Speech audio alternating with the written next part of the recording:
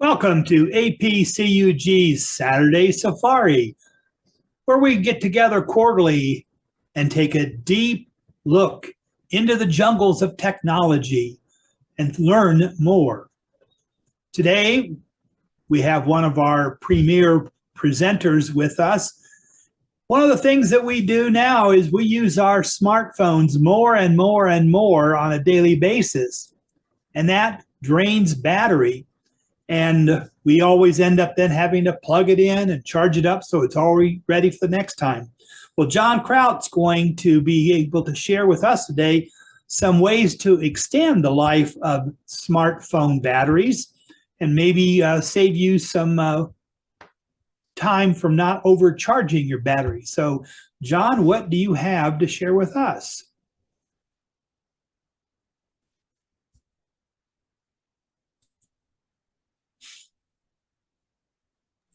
First, my voice, and that means I have to unmute. So I've done that. Okay, I'll get the black screen going here. We'll be mostly talking about smartphones and tablets, but I did add some material on other battery-powered devices that you might care about. Okay, hide the, yeah, there, that's gone. Okay. This is called your smartphone, extend your smartphone or tablet battery life. And this was originally presented as a half-hour presentation for my user group, the Potomac Area Technology and Computer Club, Computer Society, excuse me, abbreviated PAT-ACES. But I want to first introduce you to a quick and easy way to take notes if you are inclined to do so today. If you're on a Mac or you're on a PC watching this presentation, you can capture a screen image of each key slide. And you can do that for any online presentation, not just this one. It takes only a second to capture a slide image on your computer. In Windows, to save a screen image, hold down the Windows key, and while it's held down, tap the print screen key. The screen image is saved to your pictures folder, and it creates a subfolder, if you've never had it before, called screenshots, and that's where those images end up. Now on a Mac, you use 3 keys, Control, Command, and 3. The screen image is saved to your desktop folder. Okay, now later on you'll see prompts at the bottom of the screen that repeat that information. I know I went through it quickly, but don't worry, you'll see it again. Batteries do lose capacity over time. That is not news. You've all learned that repeatedly over the last 20 years of cell phone and smartphone experience. Even if you don't own a tablet, you've learned that. Some things we typically do to charge a phone or tablet accelerate that decline. And I'm going to show you how to avoid those things. Some of those involve settings inside your phone, and I will show you the screens to make those settings. Heat also is a big deal. You don't want to avoid heating that battery. Heat is the mortal enemy of your battery. If your phone or tablet does not display the current battery charge percentage in the upper right corner of your device, I will show you how to make it do that, because that's critical information for protecting your battery and extending its life.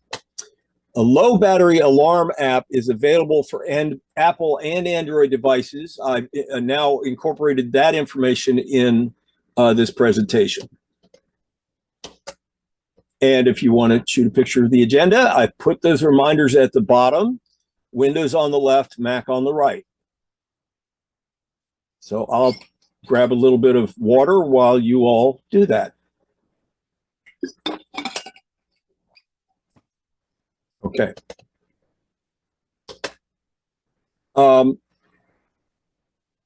Like I said, it's not really news. Your battery loses capacity over time, especially if you use the same phone or tablet for many years. The decline accelerates if you use normal charging practice. One of those practices is to completely charge your battery to 100% of its capacity. there's something about the way that batteries work. The last 20% is accomplished more slowly, and it has to do something to do with the way the chemistry works. I don't understand it in detail, but completely charging your battery to 100% is not a good practice. Letting your battery run out completely, all the way down to zero, accelerates battery decline. Most people strenuously avoid that particular fate. And modern smartphone designs, as we all know, have made battery replacement almost impossible. It was possible in the old days of cell phones, and there was a thriving market in battery manufacturing for various cell phone models. That is not true anymore because it is so difficult to change a battery in a smartphone.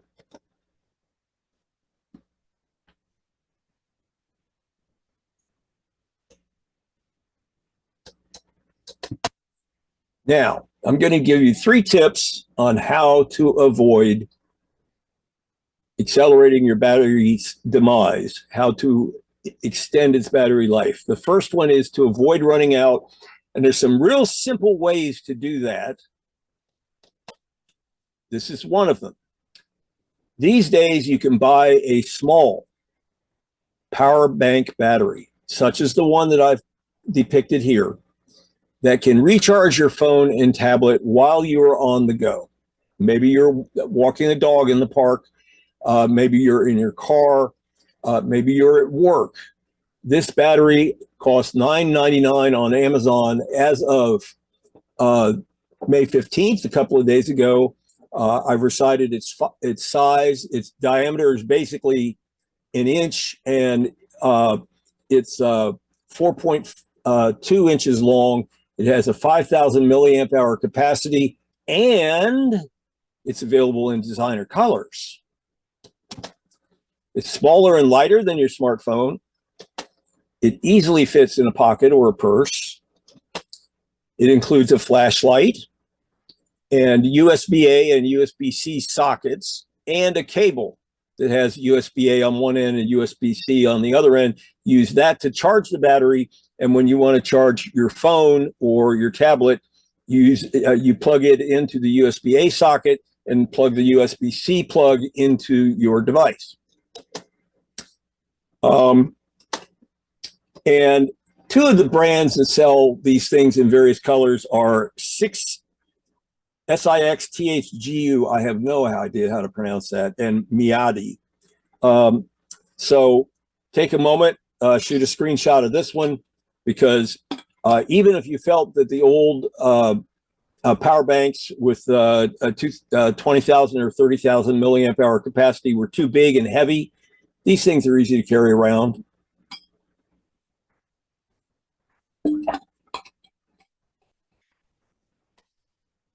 I've got 3 of them as it happens. I bought a pair, and then I bought, well, I didn't buy it. Another one was given away at my user group meeting. All right, tip number 2, do not charge to 100%. And actually on Apple and many Android phones, there's a setting that you can set to prevent that automatically. It's greatly desirable because, of course, it's not so easy to be the sentry who sits there and watches that number creep up on the phone, the charge percentage. I'm one of the people, and I suspect there are many others, who routinely charge to 100% overnight.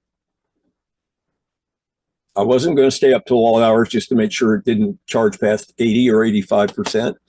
But of course, there's a convenience factor. If it's charged up all the way, it can be used for many, many hours before you charge it again. Nobody wants to be on sentry duty checking the battery charge while it is charging. So it turns out you can automate that sentry duty in your phone. Now, first I'm going to show the Android technique, and then I'm going to show the iPhone technique. I won't claim that I have tested every Android make and model on the market. I developed these settings captures from my Samsung Galaxy S20 phone. You'll see the screens and taps on the next slide. You turn on the switch to halt charging automatically at 85% of capacity.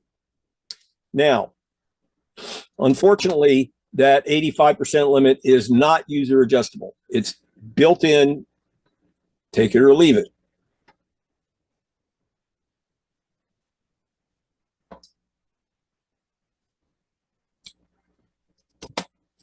Okay, here's the first screen. Now this is the settings app, and you have to scroll down a bit to find battery and device care. Tap on that. When you do that, another screen opens. It's called device care. It looks like this.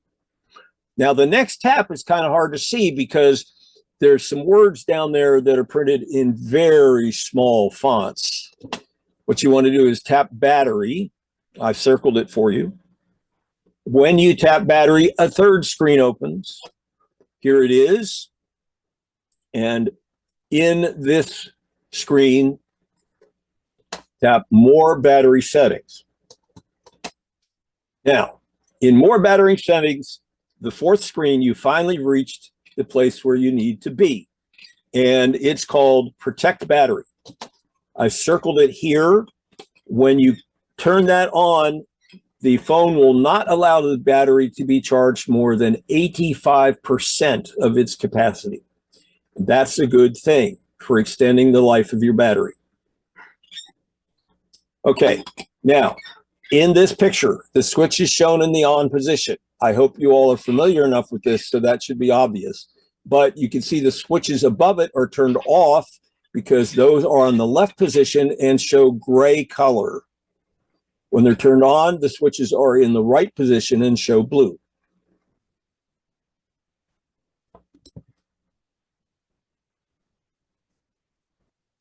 It turns out it's easier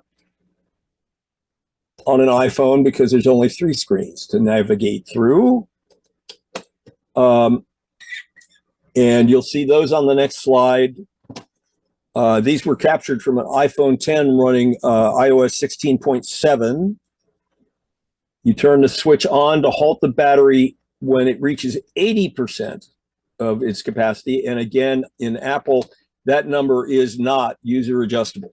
You take it or leave it.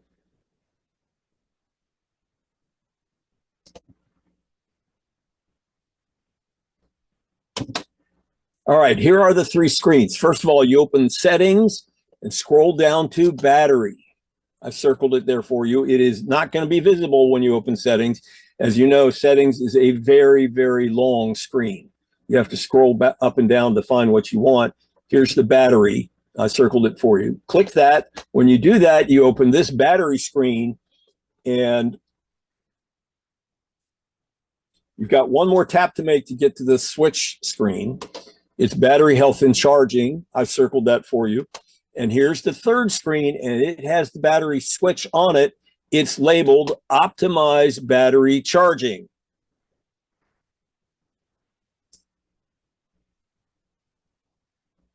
And when you set that, it will stop at 80%. Now, it has some interesting language qualifying it there. It says it can wait to finish charging past 80% until you need to use it. And that assumes that you use it while it is still connected to the charger. Most people don't do that. But if you really want to run it up and, you know, accelerate the decline of the battery, you can do it by leaving the thing connected when you're dialing a number or otherwise using it. Okay, now, tip number 3, heat. As I said, heat is the mortal enemy of your battery. Why is that? Well, how does heat harm your battery? It turns out, like many things, when you add heat, it cooks. It transforms some part of the battery chemistry. Now, when that chemistry is heated and transformed, it can no longer charge or discharge. Higher temperature and longer exposure to heat affects more of the battery chemistry You do that often enough, and guess what? Your battery is a goner. So we need to avoid heat.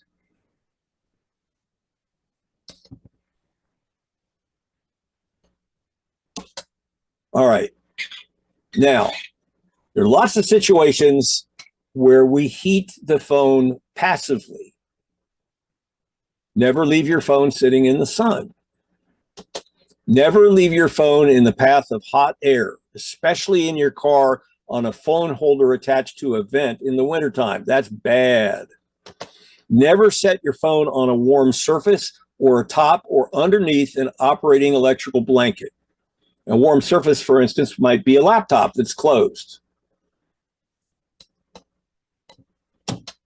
If your phone heats up for no apparent reason, then your phone may have too many apps running. I call those invisible apps. There are ways you can make them visible and stop them from running. That will be the subject of how to do that will be the subject of a future presentation.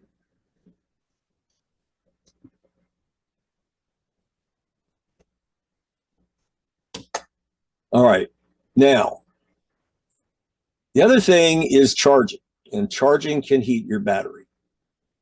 Many recent phone models can be charged quickly. They're designed to accept more than what was originally the standard 5 watts of power. And this is called fast charging. And some phones are built to accept 15 watts of power. But when you use that capability, you can feel the heat on your battery.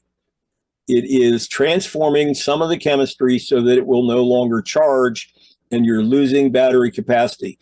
You want to make sure you avoid that heat. Charge your phone slowly. That is definitely a trade-off, I understand. Life is often very fast-paced.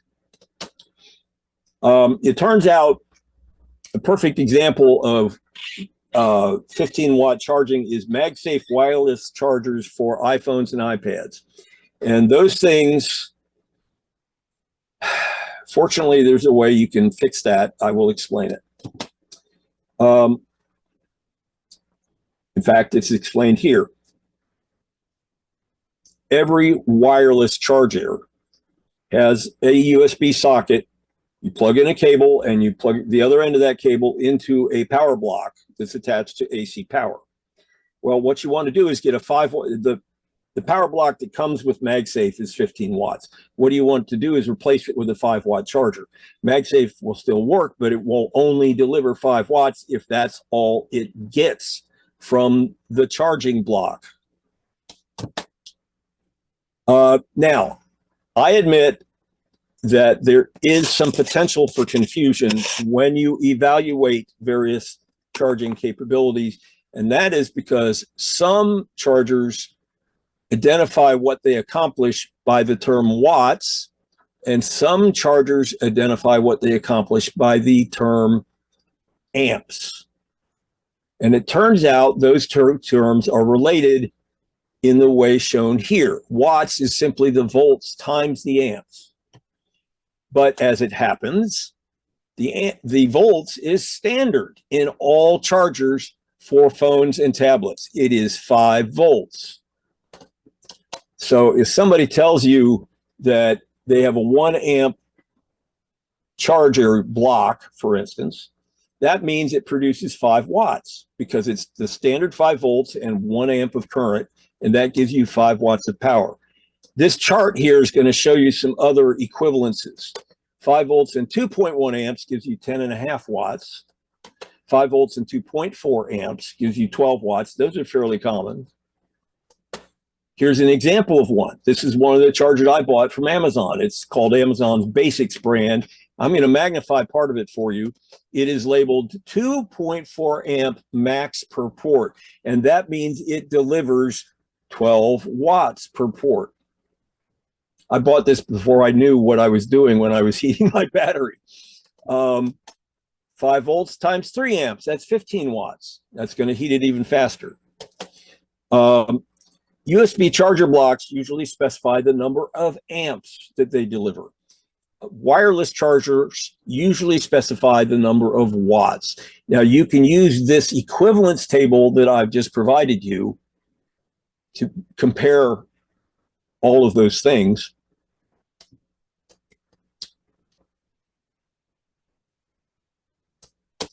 Okay. So there's two methods to avoid heating during charging. You can use either one, or you can use both at the same time. They don't harm each other or conflict with each other. You can use a 5-watt charger block. Those are still available on Amazon. I'm going to show you one. You can connect many wireless chargers, the QC chargers, to which is QI, I'm sorry, QI chargers, pronounced Qi, to a 5-watt charger block. You don't have to use the 10 or 12 or 15-watt block that is delivered with the charger. And on Android, you can set switches in settings to limit incoming power to 5 watts. I'm going to show you how to do that too. We've actually already seen the screen, but I'll show it to you again. Okay, so here's how we find them. We go to this screen, which had the protect battery switch in it. You will see either one switch or two switches directly above. One of them is labeled fast charging. That applies to when your phone is connected to a charging cable. The other one is fast wireless charging, and that applies when your Android phone is charged by a QI charger, a Qi charger, wirelessly. Turn them both off if you have them both. If you only have the fast charging switch, turn that off. On your Android phones, those switches will make sure your phone never heats the battery. There they are, fast charging and fast wireless charging. They were also in a couple of my earlier Android phones, those switches, starting with Android 10. And you turn the switches off to limit the charging to 5 watts, even if the charger is able to deliver more than 5 watts. And the switches are shown in the off position in this screen capture. As I mentioned already, you can find the 2 switches if your phone is compatible with wireless charging, and only one if your phone is not compatible.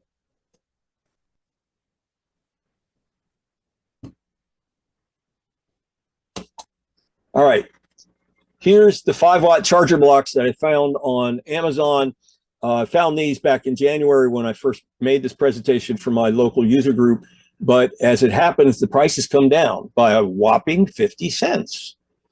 And you get a pair of them on Amazon for $6.49.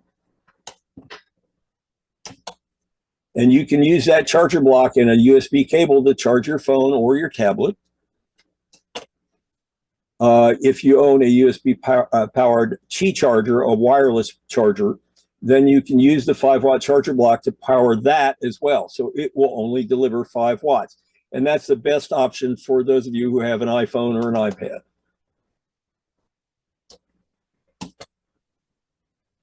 Here's the URL. That's a pretty long URL, I admit. And that URL will be live when you receive the slide deck from APCUG. But if you want to get them right now, you can scan this QR code with your smartphone camera app, and it'll give you the option to go to that Amazon product web page immediately in your browser on your phone.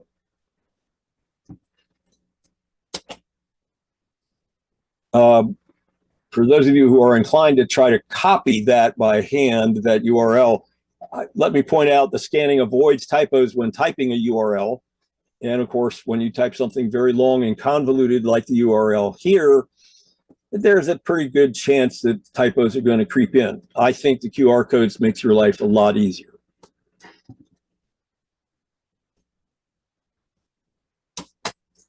All right. So let's hit the nail on the head. Confront the issue. The inherent trade-off is convenience or longevity. Fast charging is convenience. I have used fast charging on many of my phones for years. I recently stopped when I did the research that led to this presentation. Fast charging accelerates battery capacity decline by heating the battery. Use standard 5-watt charging instead. It takes longer, but it extends the battery life. The long-term impact is less frequent and expensive replacement of your smartphone or your tablet. And just to point out, if you are inclined to buy a refurbished or used phone, you never know how much the prior owner, or how much, you never know how the prior owner treated its battery. Maybe the prior owner charged it with 15 watts every time. Maybe the prior owner knew how to protect the battery, but you don't know when you buy that used device. Okay, now if any of you happen on your phone or your tablet not to have the charge percentage displayed in the upper right corner, let's learn how to make it happen. Some smartphones display this info by default in the upper right screen corner. This is how it looks on Android phones. Your background color might differ. This is how it looks on iPhones, at least my iPhone 10 and iOS 16.7. Again, your background color might differ. So if you don't have that on your Android phone or your iPhone, you're going to learn how to make it appear.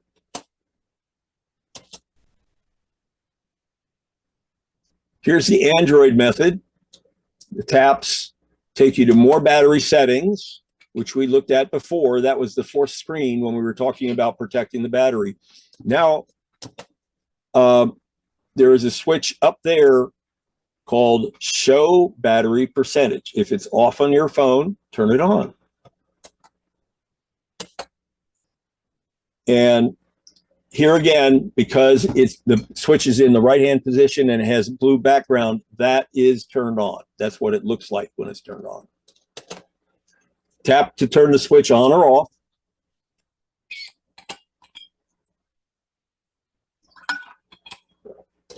Okay.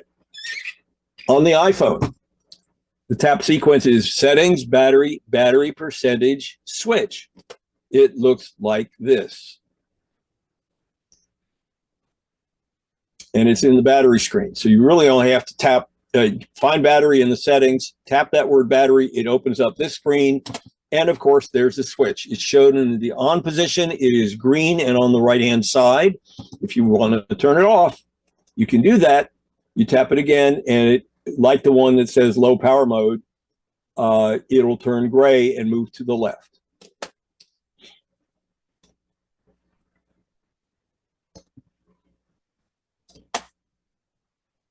All right. When I reviewed this presentation after Judy asked me to provide it to you today, it's a couple of weeks ago, and I wondered, can we do the same thing for laptops? And I found something for Windows laptops that appears to do the job.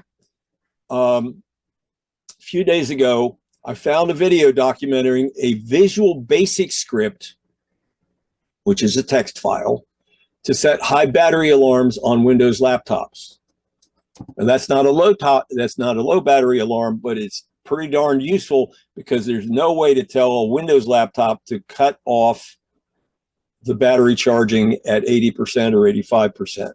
So I downloaded that Visual Basic script, and it turns out the battery percent value at which it sounds or which it displays an alarm is set in as a constant in the script, and you can change that. Now, I haven't tried the script yet. What I found when I reviewed comments of the YouTube video which explained how to get the script, I found that some people said, well, it didn't work for me. They didn't say why. They didn't say I didn't understand how to install it. So I'm going to investigate all of that, and probably it'll be the subject of a future presentation. I also took a quick look for Mac AirBook high battery alarms. I did not find one. I haven't given up, but I have not found one yet. Now, Here's an interesting question. What's the most expensive battery that a consumer might be likely to buy? What do you think the answer is? The big battery in an EV or a PHEV.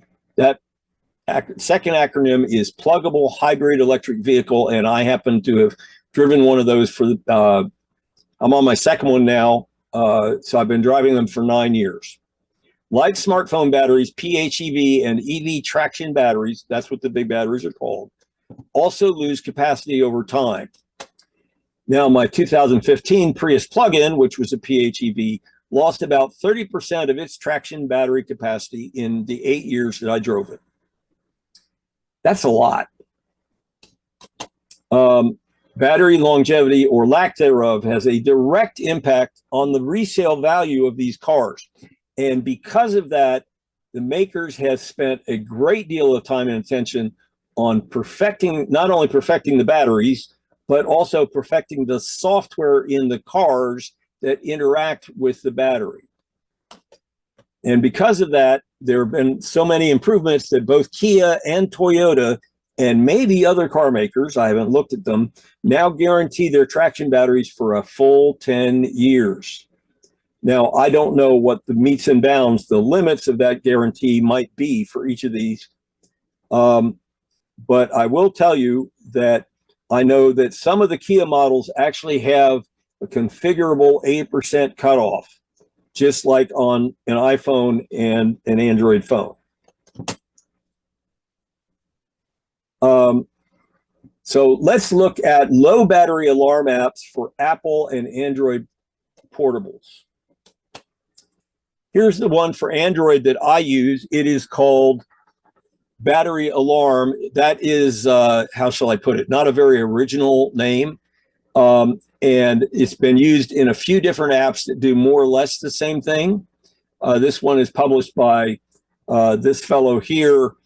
So that makes it a lot easier to find. I'm also going to give you a direct QR code for accessing that page on your Android phone's Play Store app. This picture shows that the app was pretty happy that my phone had 85% charge. Since I used the phone settings itself to limit its charge to 85%, I ran the max alarm that you see at the bottom up to 100, so it will never sound. So you can set both a full battery, a high battery alarm, and a low battery alarm using this device if you wish, using this app. I set the minimum alarm at 21%, set the max alarm for the reason I explained at 100. And there they are. You can tap the minus signs and the plus signs to increase in 1% increments, or you can drag the big green button to the left or right to make those settings. Also, in order to make sure that you are notified when those alarm limits are hit, you need to check all the boxes in the upper right corner. I circled those. Actually, I'm not convinced you want to use notification, because that's put something on your screen. There's also the last one, the fourth switch, says alarm period, and you can see that period just below it set to 30 seconds. So once you turn the alarm off, the alarm only sounds for 30 seconds, and then you can it'll turn itself off if you happen not to be able to do so. And when you have set the alarms, you will see an icon like this on the left side, the upper left side of your screen. Just by the way, that little green face has several depictions that either have a greater smile or a lesser smile, depending on how much your battery is charged. And once you see that icon in the upper left corner of your screen, you can shut down the app, and the alarms will remain set and will sound when your battery hits either of those two limits. However, when you restart the Android operating system, that action disables the alarms. So you have to run the app at least for a moment or two, so the icon in the upper left corner will reappear, and then you could shut down the app again.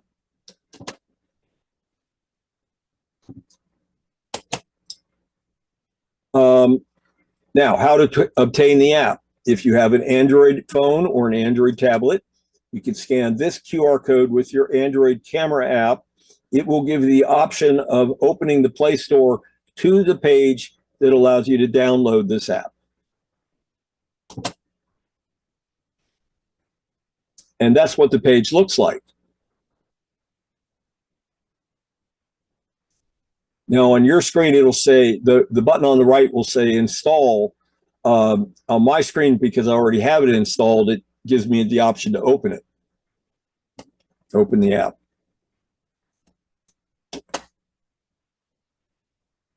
Now, if you have an iPhone or an iPad app, this is the one that I think you ought to use. It's called Don't Let Me Die.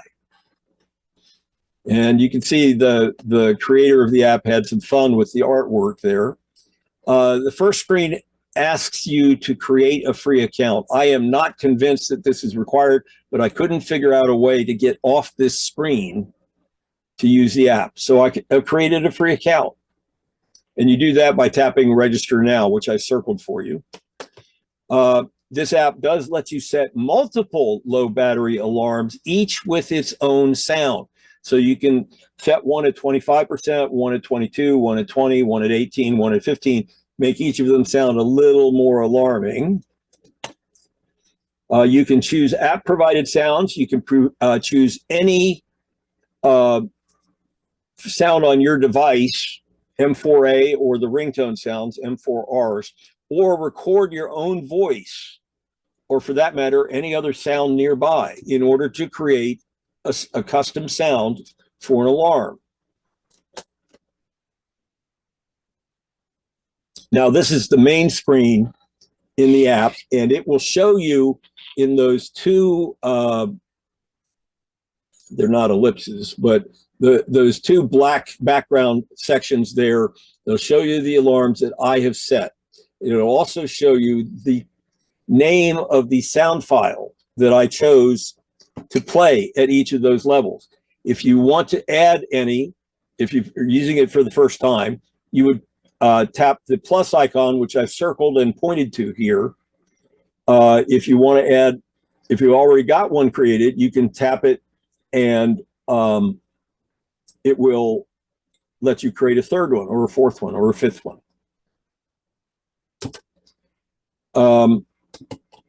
Now, if you have, as I said, you can see the alarms listed above. If you want to get rid of one of them, tap the trash can icon and away it goes. And you can recreate it if you want with a different tone, a different sound file.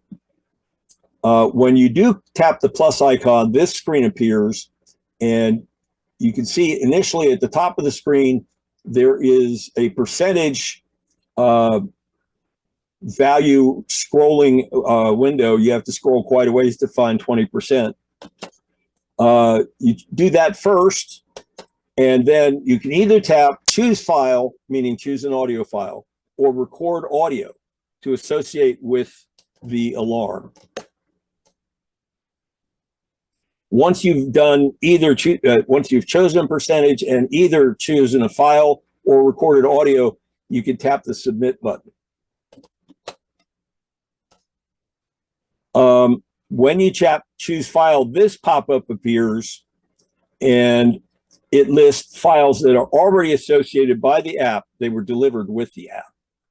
And that list is much longer than the three you sound here. So you scroll up and down. You can tap any one to audition it to hear it.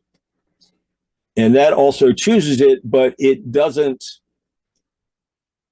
complete your work. It allows you to audition several. The last one you tap, then you tap the button select here, and that selects it as the alarm sound. You can tap new to select any sound file that you already have on your phone. That can be music, that can be ringtone, and then you once you select one, its name is added to the list that you can scroll through. And you tap your preferred sound in the list and then tap the select button. The pop-up closes at that point.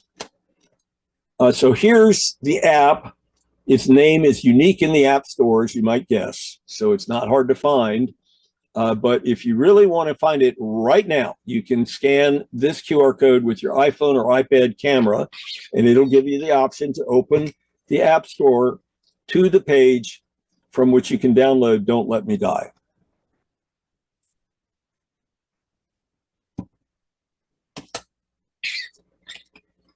That's it for this presentation. I want to offer you a shameless promotion, a preview of coming attractions. My local user group, the Potomac Area Technology and Computer Society, cordially invites members of all APCUG affiliated groups to our next Saturday afternoon meeting. There's one going on right now, and the next one is on June 15th, a Saturday, starting at 1 p.m. Eastern Time. The main educational topic will be drones and Fairfax County first response. We're going to have one of those first responders explain how they are integrating drones into their practice. And the drones can usually get on site before the cars can reach the site, or ambulance or whatever. So it gives them an initial picture of what's going on. To obtain Zoom meeting details for this June 15th meeting, write to this address and include 3 things: your full name, your city and state, and your APCUG affiliated group to which you belong. Now, if you want to do that right now, scan this QR code with either your iPhone device or your Android device, and it will offer to create an email for you. And it will include the address that I've shown in blue here. You still have to add in those 3 things. There's spaces to fill in for your full name, your city and state, and your APCUG affiliated user group. That's a great convenience.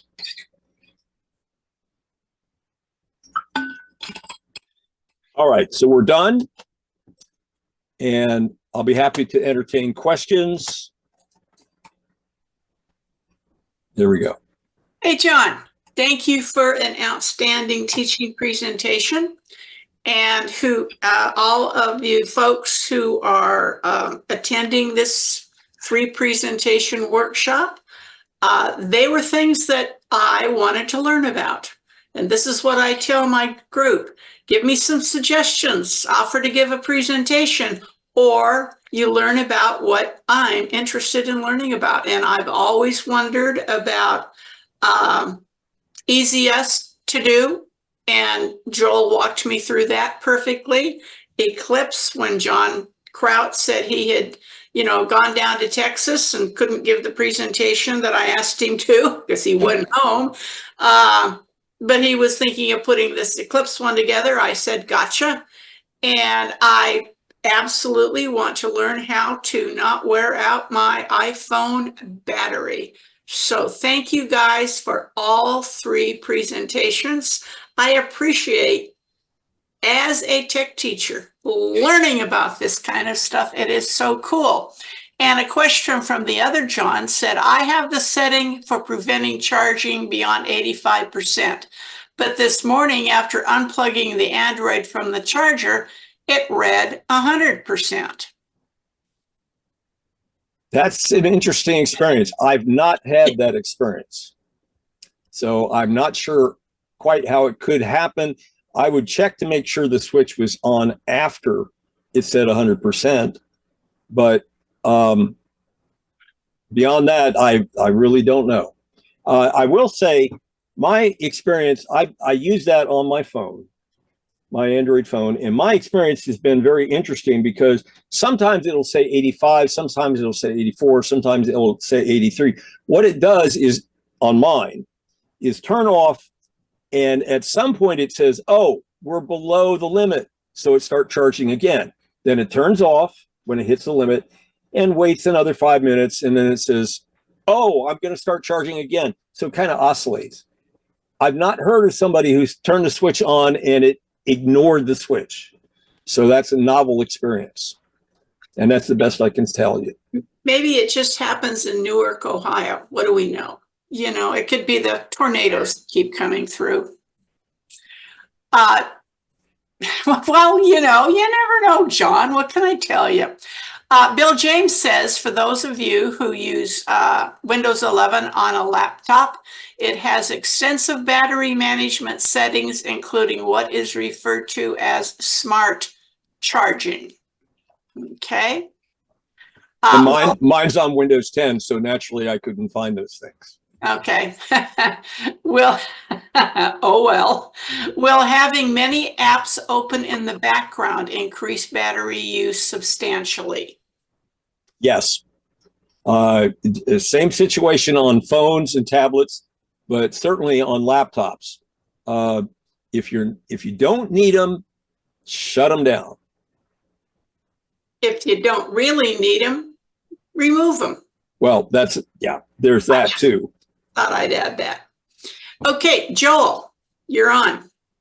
Yes, I was going to say I have an iPhone 13 with iOS 17.4.1, and I have the optimized battery charging turned on, and every morning my phone is at 100%. Yeah, they'll tell you in the instructions that it will display 100% when it hits whatever limit you set.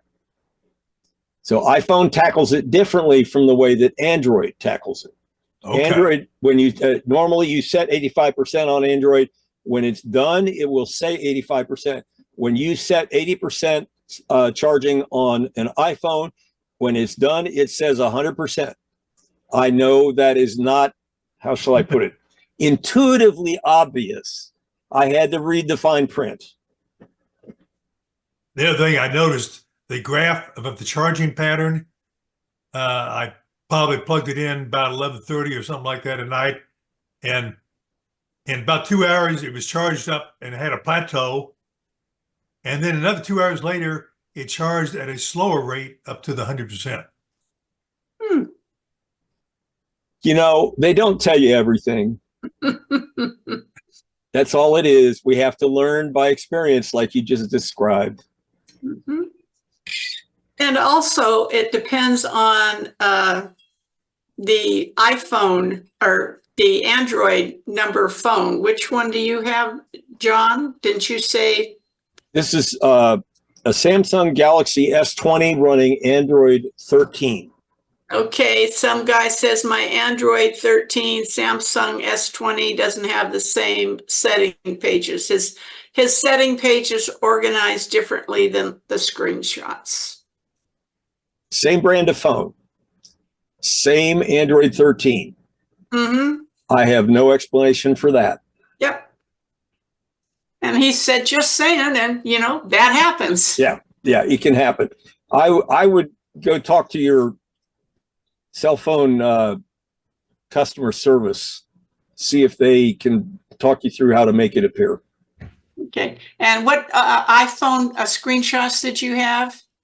That was from an iPhone 10 running in, iOS 16.7. Okay. That's what I have. I have grandson number 3's iPhone because they always get new ones, and my daughter just puts them in the drawer. And I said, Mom wants to change from her Pixel. Can I have one of the old ones? And it works wonderfully. Jerry Crow, you have a question or comment? I have a comment. First of all, excellent presentation, John. Thank you. I love presentations because they're so chock full of details. And I consider myself fairly knowledgeable about this enterprise computers, but I always learn something. 2 comments. First of all, I now have One UI 6.1 on my S22. I just downloaded the update. Unbelievable. I have to take this call. I'll come back, Judy. Thank you. We can wait. Yes, we have nothing else to do on Saturday. Okay, what do I do with, well, that is true for some of us. What do I do with my watch? That when I go to bed, sometimes at 2 or 3 or 4 in the morning, whatever, I put it on its little charger. Can you set your watch to not do 100% or whatever? Right now it's at 95%. Yeah, that has been the biggest aggravation for me as well. It always comes off of that little tiny QI charger red hot. And I'm only well, I don't know if I'm shoving 5 watts through it. I'm going to have to look at that. At any rate, I couldn't find the same settings. Now it's technically called, at least on mine, it's technically called Wear OS. It is somehow customized for this tiny little thing that I wear. But I have yet to find an app that will actually allow you to set battery alarms on a watch. Yes, in the last 2 days, I came across videos when I was researching the Visual Basic script that I discussed earlier. I came across videos from people who claim to have created a prototype watch app. Now, I haven't watched the videos yet. Claim to create a prototype watch app in less than 1 day using AI. There's some sort of AI available on the web that is specialized for creating apps. So I was preparing for this weekend and I had things to do and I couldn't spend time going off on that tangent, but it is possible that we could use AI to create a battery alarm app on Wear OS. I haven't, like I say, I haven't looked into it, but I'd sure like to look into it. Let me know when you do. Gary. Yeah, hi. I've got a Samsung Galaxy Note 10 Plus, and I've noticed recently every once in a while the screen goes kind of yellow, and I thought it was like maybe the battery is going bad or it's at a low battery. But I checked the battery level and it's like 85, 90%. Does it happen in the evening? And it happens, no, I mean, various times. No, it's not. I think I checked that setting. I don't think it's set to change for the nighttime. Yeah. Yeah. When I hear it kind of comes and goes. If that's the case, I think it's time to have that looked at by a technician because that it should not be behaving that way. Okay. Yeah. The battery seems to be good, but it seems like a bad battery would make it do that. But one of the things that I've only recently learned about is that inside the phone, there are a number of very flat multi-pin connectors for these ribbon cables that connect various parts of the phone together. It's possible for those to be loose. And it may be that something that is associated with delivering the various color signals to the screen is now loose. So I think having a technician look at it might allow you to find out what needs to be done. My personal experience is it's a darn good argument for having insurance on your phone. So you won't have to pay the full price of acquiring a replacement. Yeah. Okay. I'll check into that. Thank you. And Bill James said he has an S24 and he's got the same settings as you do, John. And he is getting ready to show us with the Windows 11 laptop battery settings that you can set up. I told him to let me know when he's ready. Do we have any other questions while we're waiting for Mr. James? Questions? Any questions? I will make a comment. Okay. I have one desktop computer at home. It is a Windows 11 desktop. During the February 17th meeting of my local user group, I found suddenly that everything froze up and the computer rebooted because Windows had decided to do a feature update at 3 o'clock in the afternoon. Now, I had set Windows to only do that between midnight and 4 a.m. And Windows completely ignored that. But here's the real thing that frosted me about this experience. They installed the Copilot preview. Oh, yeah, your article. Right, exactly. Copilot is a Microsoft artificial intelligence client, which I didn't want. And I get on the web and research it and find out that Microsoft is now claiming it's part of the operating system and cannot be removed. I happen to know that's not true. But you remove it by removing the entire feature update that was installed. Oh. So I have two reasons to distrust Microsoft, and this is probably why 11 will be my last version of Windows, because I am tired of this kind of experience from Microsoft. Yes, I wrote an article about it. Yes, I sent it to Judy to distribute with the push. But I am not inclined to put any of this on any of my laptops. I have a couple of them. And I'm loving it. Bill, would you please talk us through this? I have a thing to say. If your group has a newsletter, your editor received an article about this presentation with the cutesy little screenshots of Don't Let Me Die. And he also I really can't get rid of Copilot articles, so you might want to check with him or her and see if they will use one or both of those articles in the newsletter. Over to you, Bill James. Tell us what we can do with our Windows 11 laptops. Mine currently is on loan to somebody whose computer died deader than a doornail. Wow. Can you hear me? Yep. All right. So I'm in the settings app of Windows 11, and under System, you'll find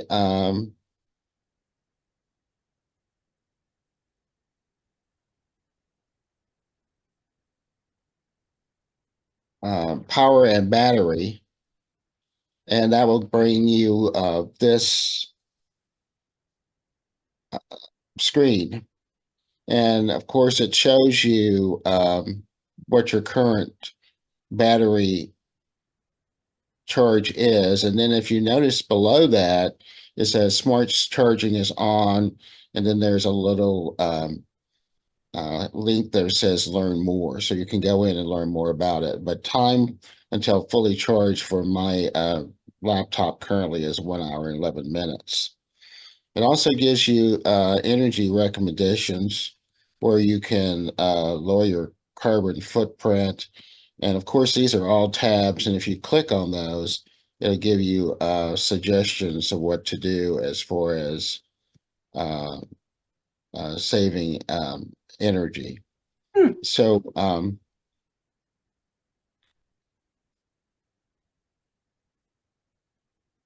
and of course, there's a lot of different things you can do. Of course, you can accept those or not. It's just up to you.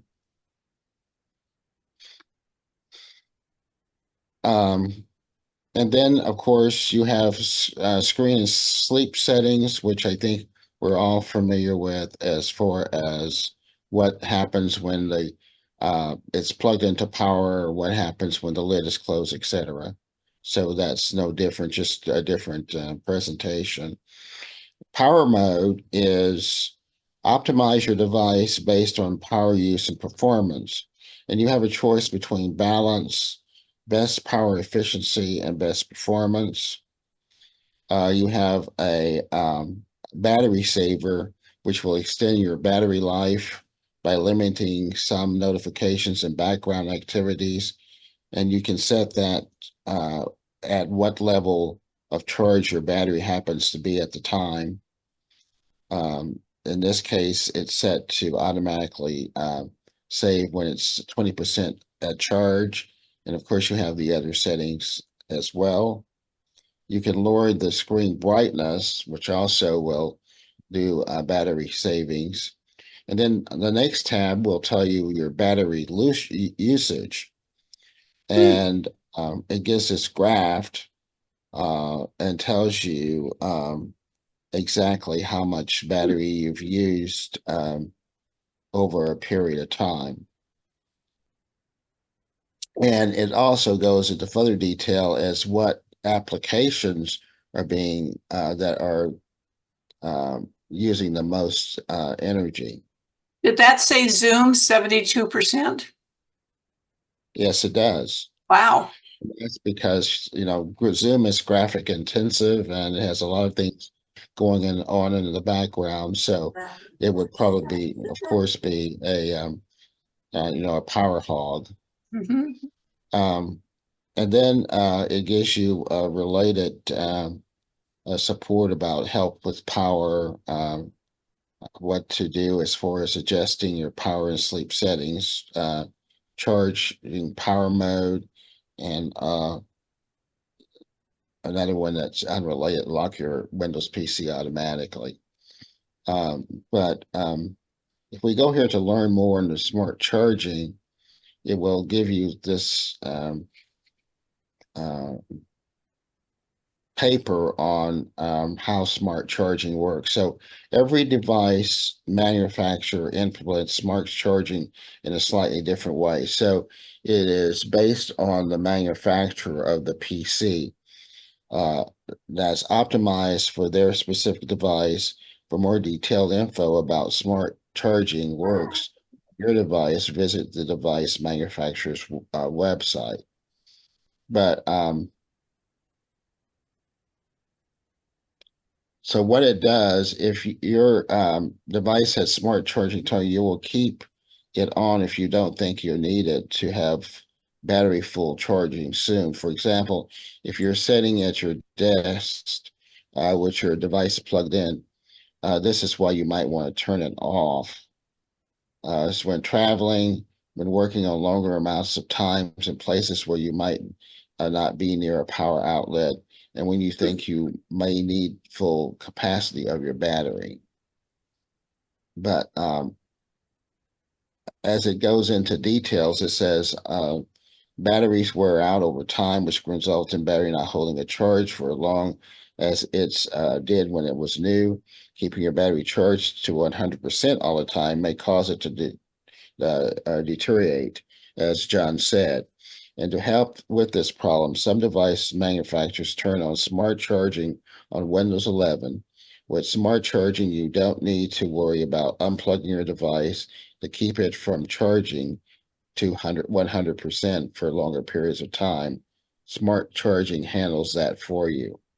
So if your device has it turned on, the battery level will be set to a lower level that's better for the battery overall. Your device may not charge to 100%, which helps keep the battery healthier for a long run. When smart charging is on, you'll see a heart on the battery icon in the following places: on the right side of this taskbar and in the power and battery settings. When you hover over the battery icon with your mouse, it says fully smart charged, which means the battery isn't charging even though your device is still plugged in. In this case, the battery level may be lower than 100%. This is intentional and helps protect your battery. Cool. So Hey, thank you so much. Learning number 4 for the day. Yeah. When I get my laptop back, I will, even though I don't use it, I'll look for this. With my Toshibas, I always just left them plugged in, and they died they couldn't take the next version of Windows on each one of them until they stopped making them. Oh, I like your background. Jerry with the G. Well, okay. I was going to ask if I could go because I have to log off. Okay, Jerry with a J. Let me lower my hand. Real quickly, what I was going to say about John, what John said. First of all, I have that One UI 6.1 I just loaded. They've gone to 80% from 85 also. So maybe that's the new industry standard anyway. So, and that works fine. I've been running that for a long time. On your laptop, I have a laptop here that sits on a port dock with full charge 99.9% of the time. I destroyed my first battery before I found out about this. So I bought a new battery for the laptop, put it in. But there is now, in my case, I'm running a Dell that's about 10 years old, or 5 years. I found it in the BIOS. Now, sometimes you have to go in the BIOS settings. I noticed what Bill said, you can do it from Windows, but Windows 10, I was able to do it, but BIOS settings are very variable depending on the manufacturer. But I will say for my Dell Latitude laptop, I was able to find a battery thing in there where I could set the 85. I basically, I said, stop charging, start charging at almost any value. And it's been doing that pretty good. So, Cool. Anyway, that's all I had to say. And thank you very much. And thank you very much. And over to Jerry with the G. Oh, hi. I have an iPhone, and we were talking about battery, and I just want to go back here. Gosh, you caught me on offhand here. On battery health and charging, somebody was saying, mine says maximum capacity 100%. That tells me my battery is good. I just want to inform him, if that says 85%, your battery's flat, it's gone. Okay, it doesn't. So watch out for that. Don't think you got 85%. Once it reads 85, it's gone down from 100 to 85, your battery's gone. Thank you. Do we have any more questions? Well, speaking about batteries, I have a Panasonic phone system that notifies me who's calling, and Spectrum shows me who's calling on my TV screen, so it's way cool. And I had a beeping noise. I have had 2 hard drives die in my life. Most people don't have any, but lucky me, got 2. And I thought it was a 3rd one. Gave it to the tech couldn't find anything. And over time, my youngest daughter was sitting in my computer chair and she heard it beeping, and I thought, oh, thank God, Mother's not crazy. There is something that's beeping. And she got up and ran, and then she came back and couldn't find anything. We determined it was my Panasonic phone that was in the dock. The battery was dying. So I tried to buy new ones. Bill James got new ones. He has one just like mine, and Oklahoma City's Costco has them. My Costco in Santa Clarita will never have any Panasonic phones again.